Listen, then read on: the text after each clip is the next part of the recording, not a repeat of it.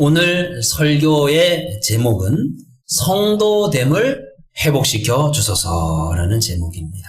우리 함께 고백해 보겠습니다. 영상 보신 분도 같이 입을 열으셔서 따라해 주시고 또 그래야 또 말씀에 집중할 수 있습니다. 같이 해보겠습니다. 성도됨을 회복시켜 주소서. 아멘.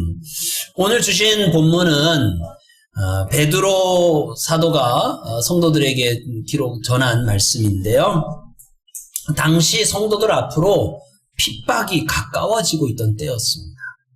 그리스도인들이 로마에 대화재를 일으켰다라고 로마의 폭군 네로 황제가 거짓 소문을 퍼뜨렸기 때문이죠. 믿는다는 이유만으로 이제 비방, 핍박, 심지어 죽음에 이르게 되어지는 때였습니다. 이런 극한 상황에서 베드로는 성도들에게 다 잘 될 겁니다. 걱정하지 마세요. 잘 지나갈 겁니다. 그렇게 말하지 않았습니다. 사람에게 버림받았으나 하나님께 택함받은 예수 그리스도를 바라보세요. 사람에게 버림받았으나 누구에게? 하나님께 택함받은 예수 그리스도를 바라보세요. 라고 했습니다. 그러면서 그 예수님을 바로 산돌, 또 넘어지게 하는 돌, 이렇게 비유했습니다. 여기서 산돌이란 살아있는 돌을 얘기하는 거예요. 예수님 때문에 살아나고 예수님 때문에 세워지는 사람이 있다라는 거예요. 근데 어떤 사람은요, 같은 예수님인데 예수님 때문에 부딪혀요. 예수님 때문에 넘어져요. 그래서 넘어지게 하는 돌이라는 8절 말씀을 보면 예수님 때문에 걸려 넘어지는 사람의 특징은 불순종이라고 합니다. 말씀을 순종하지 아니함으로 넘어진다라는 거죠. 불순종은 의식적으로 불신하는 겁니다. 합리적이고 당연함에도 불구하고 의식적으로 고집을 부리는 겁니다. 안 믿으려고 하는 거예요. 아유, 목사님, 말씀은 말씀이고 세상 살다 보면 그렇게 못 살아요. 아유, 목사님이 세상을 몰라서 그러시지. 세상을 안 살아봐서 그러시지. 예수 복음은 복음이고 자기 복음은 따로 있는 거예요. 하나님의 방식은 방식이고 내 방식은 따로 있는 거예요. 아이고, 은혜 받았습니다. 많이 깨달았습니다. 말은 하는데 속으로는 하나님의 말씀에 순종하려고 하는 의지가 조금도 없어요. 교회 다니는 건 취미예요. 친구 따라 다니는 거예요. 아내의 성화에 못 이겨서 교회 가는 거예요. 이런 사람들도 때로는 기도도 하고요, 헌신도 합니다. 그러나 그것은 내 뜻만을 이루기 위함입니다. 내 뜻만. 십자가를 앞두고 내 뜻대로 마옵시고 아버지의 뜻대로 하옵소서 라고 기도하셨던 예수님과는 거리가 먼 거예요. 그러니 그렇게 불순종하니까 예수님과 부딪히는 거죠. 그래서 예수님과 부딪혀서 걸려 넘어지는 거예요. 반면에 예수님 때문에 살아나는, 또 세워지는, 그래서 예수님을 산돌로 그렇게 경험하는 그런 축복의 인생이 있는데 그 사람의 특징은 순종이에요. 베드로전서 2장 9절 말씀을 보면 이런 사람에게 주어지는 아주 축복된 자격, 특별한 신분이 있다라고 말씀하세요. 택하신 족속, 왕같은 제사장, 거룩한 나라, 하나님의 소유된 백성이 된다라는 거예요.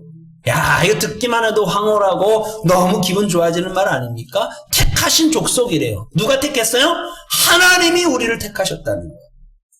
또 우리가 왕같은 제사장이래요. 또 우리가 거룩한 나라래요. 거룩이 어떤 말입니까? 거룩은 우리가 입으로 거룩이라 말은 할 수 있어도 거룩이라는 이름표를 우리에게 붙일 수 없는 말이에요. 거룩은 하나님에게만, 신에게만 붙일 수 있는 말이 거룩인 거예요. 근데 그 거룩을 누구에게 붙여요? 우리에게 붙여주는 이 영광스러움이 있단 말이에요. 거룩한 나라. 또 하나님의 소유라는, 하나님의 소유. 우리가 하나님의 소유라는 거예요. 하나님의 것이라는 거예요. 그러므로 하나님이 책임져 주신다는 겁니다. 할렐루야. 야, 이 근사한 표현은요, 원래 이스라엘 백성에게 주셨던 표현이에요. 그래서 출애굽기 19장 5절 6절에 보면 이런 말씀이 있어요. 세계가 다 내게 속했으니 너희가 내 말을 잘 듣고 내 언약을 지키면 너희는 모든 민족 중에서 뭐가 돼요? 내 소유가 되겠대요. 또 뭐가 돼요? 너희는 내게 대하여 뭐가 된다고요? 제사장 나라가 된대요. 또 뭐가 돼요? 거룩한 백성이 되겠다라고 말씀하셨다. 하나님의 말씀을 잘 지키면, 잘 순종하면 내가 너를 내 소유 삼을게. 내가 너를 제사장 나라로 거룩한 백성으로 만들 거야 라고 하는 말씀하시는 거죠. 하나님의 소유가 되는 조건이 분명해요. 그것은 하나님의 말씀을 잘 지키면 순종이라는 거예요. 하나님의 말씀대로 살아갈 때 복된 신분, 복된 자격이 주어지는 거예요. 그런데 어떻습니까? 순종 잘 하십니까? 이스라엘, 구약의 역사를 봐도 이스라엘 백성들이 그래야 하지 못했어요. 우리는요? 우리도. 목사는요? 목사도 마찬가지. 온전히 순종하지 못해요. 그러므로 이 순종해야 이 축복이 있는데 순종하지 못하니까 우리는 이 순종하지 못한 것으로 인해서 이 약속, 이 언약, 이 축복은 뭐예요? 파기되어 버렸어요. 깨져버린 거예요. 원칙적으로 우리는 택하신 족속이 아니에요. 원칙적으로 우리는 제사장 나라도 아니에요. 원칙적으로 우리는 거룩한 백성도 아니에요. 원칙적으로 우리는 하나님의 소유가 될 수 없는 죄인이에요. 그러면 우리가 어떻게 하나님의 소유가 될 수 있을까요? 베드로전서 2장 10절 말씀을 보세요. 2장 10절에 너희가 전에는 백성이 아니더니 이제는 하나님의 백성이요. 전에는 국류를 얻지 못하더니 이제는 국류를 얻는 자니라 라고 말씀하세요. 우리가 하나님의 소유가 될 수 있는 것, 그것은 하나님의 국류를 입었기 때문이에요. 하나님의 은혜를 입었기 때문이에요. 그래서 우리가 하나님의 소유, 하나님의 백성이 될 수 있는 겁니다. 우리가 하나님의 소유가 된다라는 것에는 두 가지 의미가 있는데 그것은 획득과 보존의 의미가 있어요. 하나님께서 우리를 소유하시기 위해서, 하나님께서 우리를 하나님의 것으로 삼기 위해서 하신 일이 있어요. 그게 뭐예요?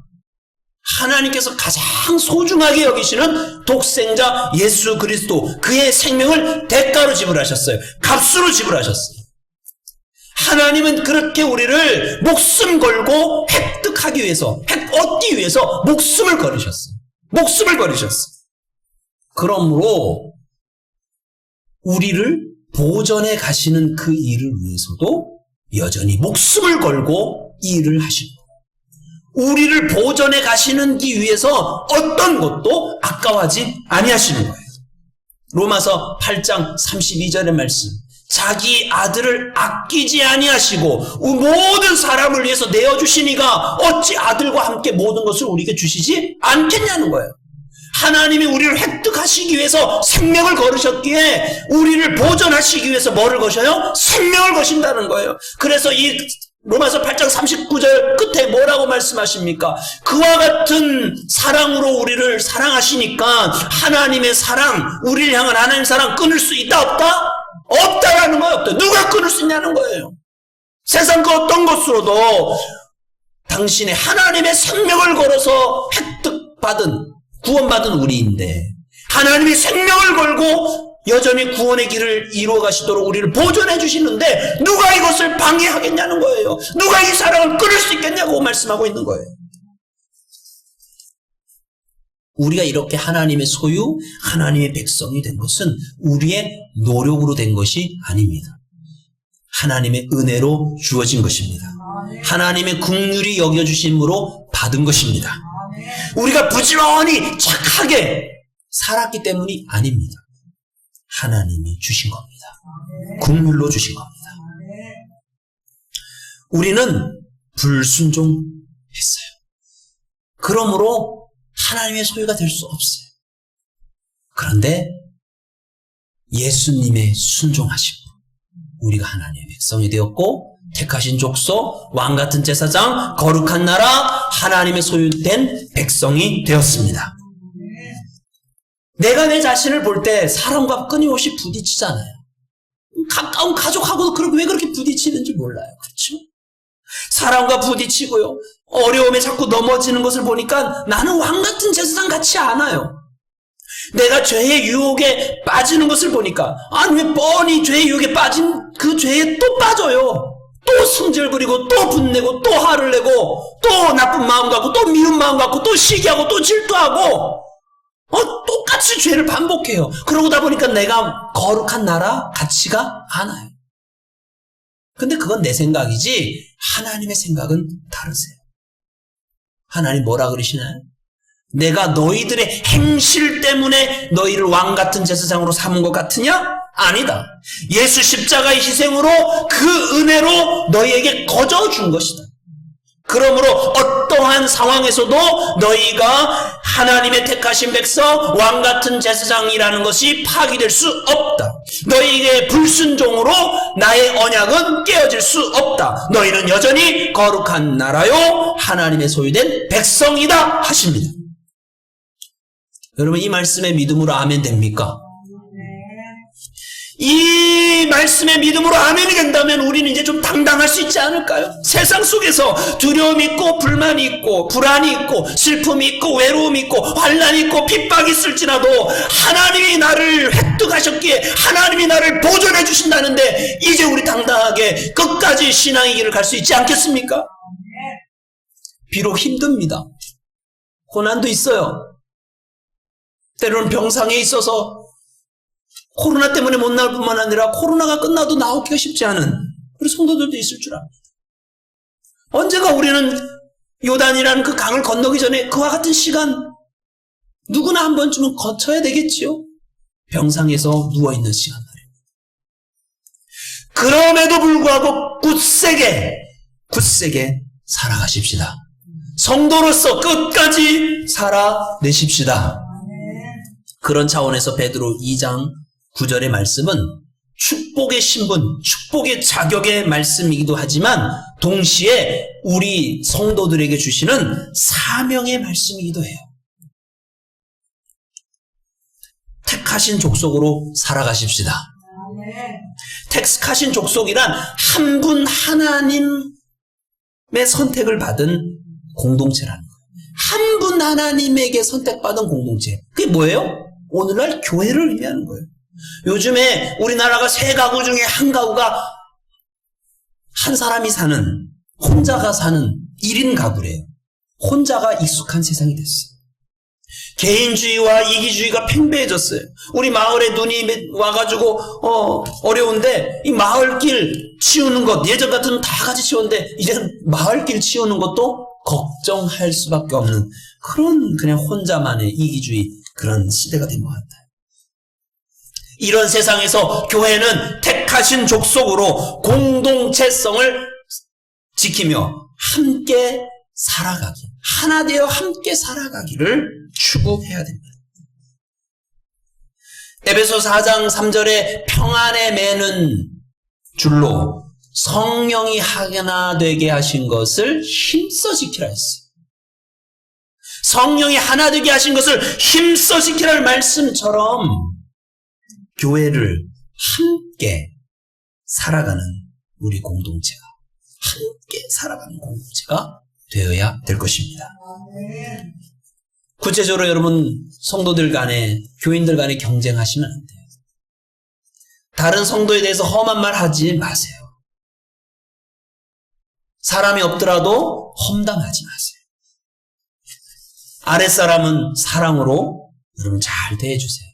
우리 교회는 그 참 잘해요. 우리 잘하는 것 같아요. 또 윗사람을 존중해주세요. 그것도 참 잘하시는 것 같아요. 그리고 끊임없이 격려하고 칭찬하면서 하나 되어 함께 살아가기. 이것이 택한 백성으로 살아가라. 이것이 회복되어야 될 성도의 사명, 신분입니다. 두 번째로 우리 왕같은 제사장으로 살아가십시다. 왕같은 제사장이 뭡니까? 제사장은 하나님과 세상 사이에 중보 역할을 하는 것이 제사장이에요. 세상의 죄를 다 짊어지시고 화목의 제물이 되신 예수님처럼 살아가는 것이 왕같은 제사장으로 사는 거예요. 가정에서 여러분 제단을 쌓으십시오. 여러분 가정에 무너진 데를 막아서서 하나님 구원해 주세요. 하나님 돌아오게 해주세요. 기도하는 여러분 한 사람이 되어주시기 바랍니다. 왕같은 제사장은 중보 기도자로 살아가는 것입니다. 중보 기도자, 이것은 우리가 회복해야 할 신분, 왕같은 제사장의 삶입니다. 세 번째, 여러분 거룩한 나라로 살아가십시다. 거룩한 나라란 세상 사람과 구별된다는 얘기예요. 하나님 백성으로 살아야 된다는 얘기예요. 하나님 법대로 살아야 된다는 말씀이에요. 우리나라 최고의 법은 헌법입니다. 그래서 헌법 따라 살아가는 거죠. 하나님의 최고의 법이 뭘까요? 하나님의 나라의 최상위의 법이 뭘까요? 사랑입니다. 사랑은 단순한 덕목 중에 하나가 아닙니다. 사랑은 듣기 좋은 세상 노랫말 중에 하나가 아닙니다. 사랑은 고객님 사랑합니다 라고 하는 형식적인 인사말이야. 사랑은, 성경에서의 사랑은 오래 참는 것입니다. 사랑은 온유한 것입니다. 사랑은 시기하지 아니하며 자랑하지 아니하며 교만하지 아니하는 것이 사랑입니다.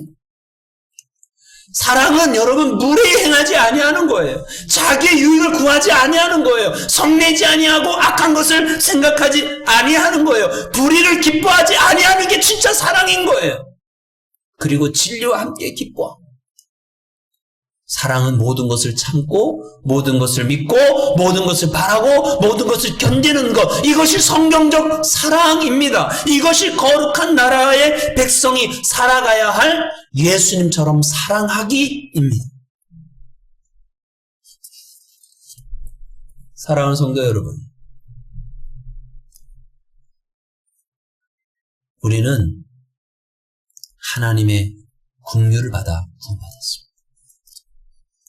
우리는 하나님의 긍휼을 받아 여전히 살아가고 있습니다. 그리고 얼마 후엔 하나님의 긍휼함이 없으면 건널 수 없는 그 강을 긍휼함을 받아 건너가게 될 것입니다. 그리고 그 긍휼하신 품 영원한 천국에 들어가게 될 것입니다. 세상은 점점 찌들어가요.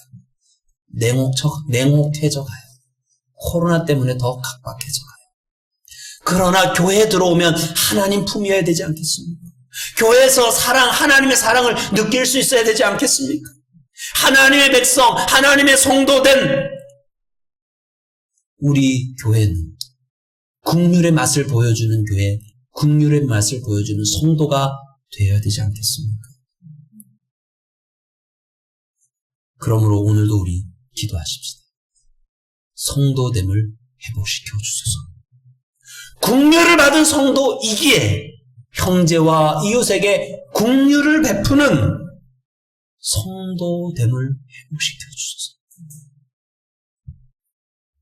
올해는 한 달에 한 번씩 성찬식을 하려고 합니다.